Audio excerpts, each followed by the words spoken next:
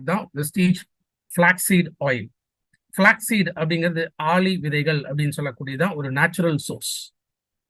இந்த natural source இதுல இருந்து எடுக்கக்கூடிய எக்ஸ்ட்ராக்ட் ஆயில் இதுதான் ஃபிளாக்ஸீட் ஆயில்.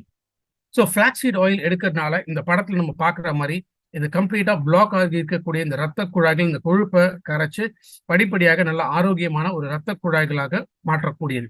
ஸோ ஒன்ஸ் இந்த ரத்த குழாய்கள் நார்மல் ஆயிடுச்சு அப்படின்னாலே ஹார்ட் ஃபங்க்ஷன்ல இருந்து எல்லாமே கம்ப்ளீட்டா ஹெல்தியா மாறக்கூடியது. அப்போ ஃபிளாக்ஸ் ஆயில் எடுக்கிறதுனால பாயிண்ட் நம்பர் 1 என்னன்னு கேட்டீங்கன்னா பிளட் ப்ரெஷர்.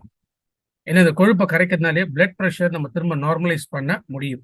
ரெண்டாவது ஃபிளாக்ஸ் அப்படிங்கிறது இதுல இருக்கக்கூடிய முக்கியமான ஊட்டச்சத்து அப்படின்னு பாத்தீங்கன்னா அது ஃபைபர், நார்ச்சத்து. ஸோ நார்ச்சத்து இருக்கிறதுனாலேயே செரிமான சம்பந்தப்பட்ட ப்ராப்ளம். ஸோ பாயிண்ட் நம்பர் 2 என்னன்னு கேட்டீங்கன்னா டைஜஷன் ரிலேட்டடான problem. So once digestion related problem இல்லை அப்படின்னாலே ஃபைபர் இருக்கிறதுனால மூணாவது பாயிண்ட் என்னன்னா மலச்சிக்கல், கான்ஸ்டிபேஷன் வராம தடுக்கிறதுக்கு ஃபிளாக்ஸ் ஆயில் பயன்படுத்தலாம். ஃபிளாக்ஸ் எடுக்கிறதுனாலுமே தலைமுடி, ஸ்கின் சம்பந்தப்பட்ட பாதிப்புகள் வராமல் தடுக்கக்கூடியது.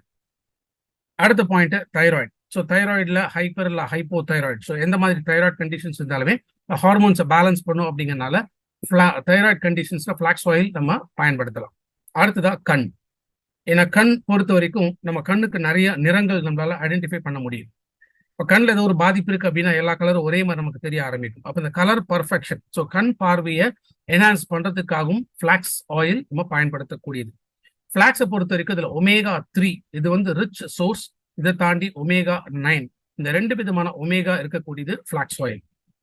மெயினா கேன்சர் ப்ரிவென்ட் பண்றதுக்காகவும் சரி, இந்த கேன்சர் ட்ரீட்மெண்டோட பாதிப்புகள் ஏற்படாமல் இருக்கும் ஃபிளாக்ஸ் நம்ம பயன்படுத்தக்கூடியது.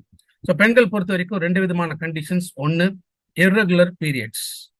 ஸோ இர்ரெகுலர் பீரியட்ஸ் இதுவும் ஹார்மோனல் இம்பேலன்சஸ்னால ஏற்படக்கூடியதுங்கிறனால ஸோ பீரியட்ஸ் ரெகுலரைஸ் பண்றதுக்கு ஃபிளாக்ஸ் ஆயில் நம்ம பயன்படுத்தலாம். முக்கியமாக மெனோபாஸ், அதாவது ஒரு 45-50 வயது தாண்டும் போது பீரியட்ஸ் படிப்படியாக நிற்க ஆரம்பிக்கும். மெனோபாஸ் கண்டிஷன்ஸ் ரீச் ஆகும் பொழுது ஹார்மோன்ஸ் கம்ப்ளீட்டா டிஸ்டர்ப் ஆகுது. இதனாலதான் ஆட்டோஇம்யூன் டிசார்டர் அப்படின்னு சொல்லக்கூடிய கேன்சர், ரொமட்டாய்டு ஆர்த்ரைட்டிஸ் இந்த மாதிரி ப்ராப்ளம் பெண்களுக்கு ஏற்படக்கூடியது. ஸோ இந்த 2 கண்டிஷன்ஸுமே வராமல் இருக்க மெனோபாஸ் ஸ்டேஜை ஈஸியாக கடக்கிறதுக்காகவும் ஃபிளாக்ஸ் ஆயில் பயன்படுத்தலாம். 90 கேப்சூல்ஸ் இருக்கிறதுனால டெய்லி 3 கேப்சூல் ஆஃப்டர் ஃபுட் எடுத்துட்டு வரலாம்.